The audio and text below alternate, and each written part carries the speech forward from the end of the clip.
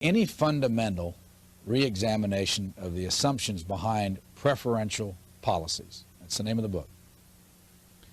And still more so, any resulting change of policies can expect to encounter their vocal, bitter, and determined opposition, including inevitable charges of racism against outsiders, labels of traitor put on any members of their own group who disagree with them, who disagree publicly with them, and whatever other claims or charges seem likely to be politically effective. When you said labels of traitor put on any members of their own group who disagree publicly with them, were you talking about yourself? Only as one among many. Randall Kennedy up at Harvard did a very fine article in the Harvard Law Review last June, for which he was denounced as an academic minstrel and other things because he was out of step. I mean, people who raise their heads will set off a search and destroy mission because people have a lot at stake and they're sitting on a house of cards. They have many assumptions which simply cannot be examined carefully because those assumptions will collapse and they'll fall from a very high position to a very low position. And they are not about to tolerate people questioning what they're saying. What's going on, everyone? It's Dr. Ken here today, and we'll be analyzing a couple clips from Thomas Sowell. You know, like Thomas Sowell is one of my favorite authors, and one of the reasons I like Thomas Sowell so much is that he points out to things that's observable. Hey, look, this is demonstrably true. You can observe the same behaviors and actions too, right? And it's very grounded in reality, and I think that's why I just love him as an author, actually. So this video was made in the 1990s. I believe it was June 10th, 1990. And some of the things he's talking about in the 1990s is like, this guy could see the future, bro. Like, we're still dealing with it today, right? In 2023, we have our own versions of the race hustlers, or pretty much how I like to call them, the identity politickers, right? Like feminism, LGBTQ people, trans people. I believe a lot of these people are prone to this kind of thing that Thomas Sowell is talking about, right? Feminists, for instance, they'll demonize any woman that deviates from the feminist orthodoxy. You want to be a stay-at-home mom? You have a bunch of women that have been socialized by public school to think a certain way, and but because you think differently, now they want to condemn you as a pick-me or try to equate being stay-at-home mom as slavery. But then these same women will be out on the internet crying about how hard it is to show up to work every day. Right? It's crazy. Right? Now modern women are regretting, oh, why did we do that? Feminism was only 20% of the population. Why did they listen to them? Now they want to complain about the consequences of their actions, or they want to complain about the trade-offs that they take for equality. It's a strange world we live in. But I digress. One thing I noticed is that these people don't really change their playbook, right? And this is my biggest gripe against Al Sharpton. I think Roland Martin in a way too, because I don't think Roland Martin is pro-black. He's just pro-Democrat, and he tries to convince black people that they have to vote Democrat. And in my view, I think most black people are apolitical. Black people don't watch politics like that. Black people are not that politically informed. It's just so that the media, public education system, which black people primarily go to, kind of conditions them to be passively Democrat. And I think that's what I'm really fighting against. And like he stated, like if you disagree with these people publicly, they want to come in here, call you Uncle Tom, call me a bunch of names, make false assumptions about me because they want to try so hard to discredit me. That's why black conservatives get the grifter label. Oh, you're just saying this for to get picked up by a right-wing channel. Right? But they don't say the same thing about Al Sharpton, that he's saying a bunch of stuff that the Democrats seem to always agree with. And he's now on MSNBC as a pundit, but he's not a grifter, right? My argument is always two-way street. Whatever stance you're going to put on the conservative, you better put it on the liberal, or else I'm going to call you a hypocrite, or I'm going to call you biased. But hey, I digress. Let's look up this next clip where he starts going into the details of like exactly why they can't, Thomas Sowell goes into the details of why they can't actually stand dissent. Say about you that they don't like what you say about wait. I think one of the ways that the organized noisemakers have succeeded is saying that what they're saying is what their race is saying. My race is not saying that about me. Those particular individuals who are a small minority of themselves within the black community, who have a vested interest in many of these programs, they are saying that. But when I checked out of my hotel this morning, the black security guard came over and says, are you Sowell? And I said, yes. And he shook my hand warmly, and he walked me the length of the corridor and talked about this and about that. And that's not at all an uncommon experience for me. So it's not Sowell versus blacks, it's the black intellectuals. And the black intellectuals are no more typical of the black population than white intellectuals are of the white population. I agree with that. Like when I see people who disagree with Thomas Sowell, I assume, oh, okay, you just disagree with him, right? And a lot of the times when they disagree, it's more like optics, or they try to like make fun of Thomas Sowell. Like there's a lot of things that I deal with black progressives, right? Because these leftists, right, and that's from liberals to progressives to socialists to communists, whoever. They always try to make themselves seem like they're on the popular side of things. This is a popular issue. Abortion's a popular issue. This is a popular issue. And progressives, these are progressive policies that all the masses want. But for some reason, they can never get themselves elected. I wonder why. Bernie was the closest progressive, in my view, to get elected. Right? Then you have AOC in the other camps, but they don't get anything done either. Right?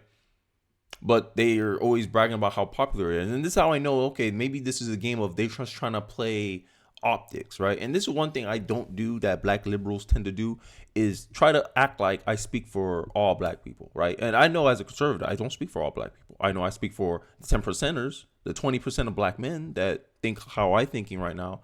Some people in the middle that are dissatisfied with the Democratic Party, right? Blacks will be the first one to admit to you that black people are in an abusive relationship with the Democratic Party. But if you're designated as their most loyal voters and you don't get anything out of it, doesn't this back up what Malcolm X said about people who vote Democrat are a traitor to their race because you put a party first, but they put you last? I'm just saying. All I'm saying is question your assumptions. That's pretty much going to be the theme of this video, right? Because I'm not scared. Look, I'm not scared to be questioned. As a conservative, I'm used to it already. Like I'm part of a community that only 10% of people think like me. So I'm used to getting questioned about my beliefs. But my question to the liberal is, are you in the black community? Are you used to getting questioned? Nope. Because anytime I question a black progressive or a black liberal, they look so uncomfortable. It's like they never got questioned in their life. And this is the problem I have in the black community and in most of these communities, in the gay community, the feminist communities, it's like they don't want critically thinking people. They just want conformity. And my question is always going to be, if everyone thought the same thing about an issue, can you really claim that you are thinking? But yeah, I digress. We're going to wrap this up with this last clip from Thomas Sowell, and he's going to really go into the particulars of why these people get these levels of fame, notoriety, and influence. Let's take a look. How do the intellectual elite, both white and black, get to the position that they do in this country that you disagree with? I mean, how do they have the influence they have? Well, no, but what's their from what your discussions over the years, what's their thought process that gets them there? Is it emotion or is it fact? Emotion largely, but also a large amount of self-interest, increasingly self-interest. I think that if you went back, into the 60s, you'd find people with different views like Martin Luther King or Malcolm X. But I think that both those men believed in what they said. Whereas today, you have people who are simply professional hustlers. And again, this is not peculiar to blacks or peculiar to the United States or even peculiar to racial issues. That organizations, typically, many movements are set off by idealistic people who want to promote some good for mankind or for some group. But as time goes by and as they succeed, they'll be followed by people who can use these things for their own self-interest. And that's been the history of regulatory agencies in the government. It's been the history of, I think, of religions, that the first Christians who were being persecuted by the Roman Empire were not in it, for what they could get, because all they were going to get is trouble. But once Christianity became the state religion, this became a very lucrative career for some people. Yeah, I agree with like Ibram X. Kennedy, the Takisi Holt, whatever his name is, I don't remember. Right? They put out these books that claim that, hey, this is how you be an anti-racist by doing racism, right? But hey, the emotional sentiment is the same, and that's what people buy their books for, right? And I even with Kendi, black people don't buy his books like that. I think it's white suburban people that buy his books like that. White woke people who buy his books. If you look, I bet you if you look at his book sales by race, it's gonna be predominantly white people. But people are gonna hold him up as being pro-black. but he's not supported by all the black. Like this is some of the common arguments that I make is that if your argument is that, oh, you're part of a side that's majority white, okay, well, white people buy your books. Are you saying that your book is helping white interests? And this is the common like kind of critique I give to some of these black progressives that I know personally in my life. All right, they'll claim, oh, you're agreeing with a position that most white people agree with. I said, well, this is a majority white country, so any position you have is going to be overrun by white people. You think black people should get reparations? The Democratic Party, which is a party of majority white people, agree with you. So are you a coon because you agree with reparations for, and then, they try to spin a narrative over it. But this is what it is. It's a hustle, right? BLM was the same thing. You prey on people's emotional sentiment, you get money out of it, and then you go buy property with it. A more recent story just happened on TikTok. I don't think it made national news, but if you're tied into the culture, there's a black lady that claimed that she got hit by a brick. Later to find out that it was allergic reaction, or maybe she injected saline in her face, and she raised $40,000 on a fraudulent claim. No police report was filed, no video evidence of the altercation happening. And all she had to do was say a black man hit her with a brick, and TikTok went wild. And she won $40K out of that.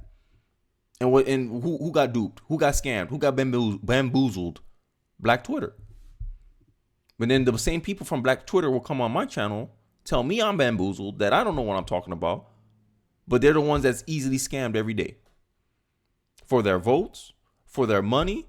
Bro, if you look at who gets, if I had to make the argument, who gets scammed more, white people or black people, I'll say it's black people, and it's by other black people. Because emotional manipulation seems to be what's work on Black America. And that brick lady story proved it for me. That emotional manipulation is effective. And to me, as a black conservative, I point out to my people, hey, look, this is a weakness that we have. We got to address it. And you're going to keep getting mad about why I'm pointing it out. Well, it's an opportunity for you to fix it. Because y'all can't keep claiming, oh, black people are not led astray. Black people are not duped. And then look what happens. You keep voting for people that do policies that give you results that are negative towards you, right? School choice disproportionately help black people, but you don't want it. You don't want to have the same opportunity to put your kid in a better academic institution than you can provide because the Democratic Party said that's a bad thing. The Democratic Party says school choice is racist, so you're anti-school choice now. When statistically, if you put your kid in public school, they'll have the worst educational outcome compared to every other school option. Hell, homeschooling moms teach better than public school teachers. Now, some public school teachers are going to come in here and say, oh, that's because they only have to worry about one kid, but that still doesn't disprove my argument. Like, for the family, it seems like homeschool is the best option. If second to that, it's private school. Then it's charter school. Then you have to, you got to consider public school. Right? Because the results don't lie. Like, you can make all the excuses. You can make all the intentions you want, but the outcomes don't lie. Even the same Democratic politicians that say, hey, we want you to have school, we don't want school choice, we anti-school choice, put their kids in charter school, put their kids in private school. If public school wasn't that bad, why they don't put their kids in there? See, you don't go by people's words, you go by their deeds. That's something my father taught me. You don't look at words, you look at action. And their action shows that, hey, look, like, this is, we do one thing, but we say another. But people believe it because, it boosts up their emotional or their self-esteem. And we developed into a culture that values self-esteem over reality.